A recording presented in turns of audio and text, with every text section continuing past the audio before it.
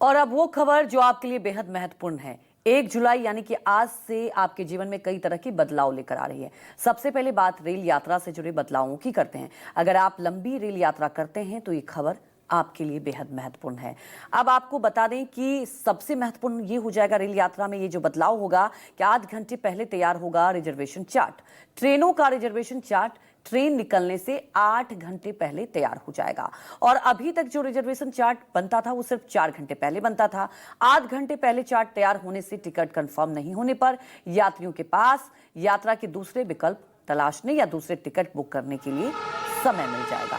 Station से दोपहर 2 बजे छूटने वाली ट्रेनों का चार्ट एक दिन पहले रात 9 बजे ही तैयार हो जाएगा। जैसे ट्रेन सुबह 8 बजे की है तो उसका चार्ट रात 9 बजे बन जाएगा। सुबह की ट्रेनों में सफर करने वाले यात्रियों को भी पर्याप्त समय मिल जाएगा।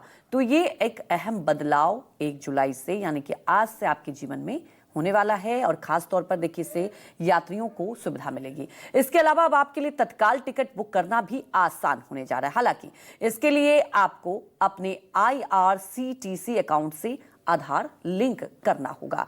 आपको बता दें इसके लिए दरअसल तत्काल रेल बुकिंग के लिए आधार बेहद जरूरी है। ये आपके लिए बहुत ही महत्वपूर्ण सूचना है क्योंकि पहले ये महत्वपूर्ण नहीं था। अब ये बदलाव किया गया है। 1 जुलाई 2025 से केवल आधार प्रमाणित उपयोगकर्ता ही IRCTC वेबसाइट और मोबाइल ऐप पर तत्काल ट्रेन बुकिंग करा पाएंगे। और आपको बता दें 15 जुलाई से तत्काल बुकिंग के लिए आधार से जुड़ा OTP डालना भी अनिवार्य हो जाएगा।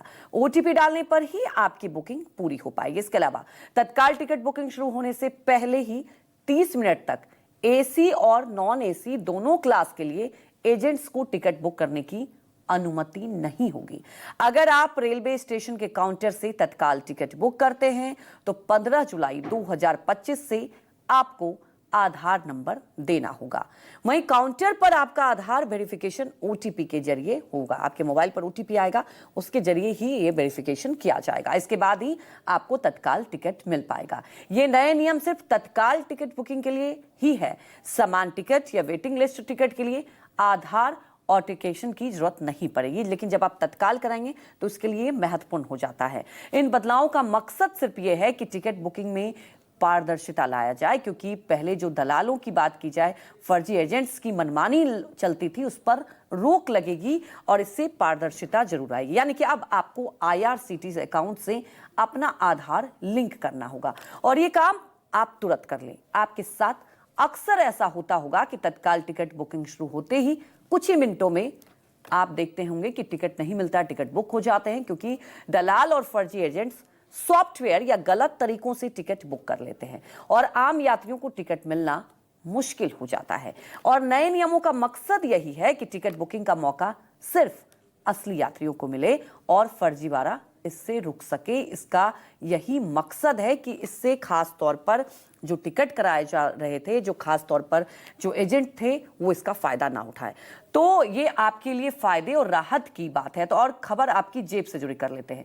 रेलवे की बात करें तो आज से AC और नॉन AC का किराया भी बढ़ने जा रहा है। जी हाँ, ये आपके जेब से जुड़ी महत्वपूर्ण बात है। अगर आप टिकट कराते हैं तो आपको अब थोड़ा सा और पैसे खर्च करने पड़ेंगे।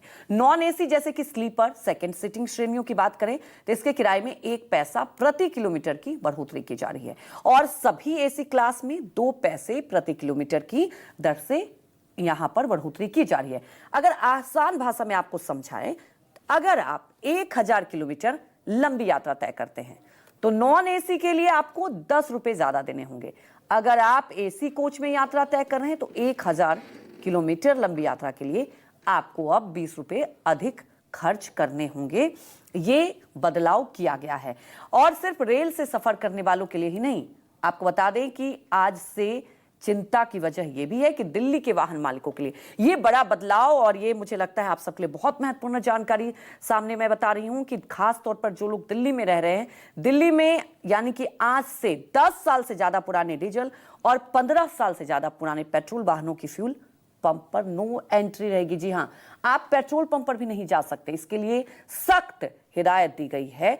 और जुलाई की बात की जाए तो 1 जुलाई से यानी कि आज से पुराने वाहनों को नहीं मिलेगा पेट्रोल और डीजल।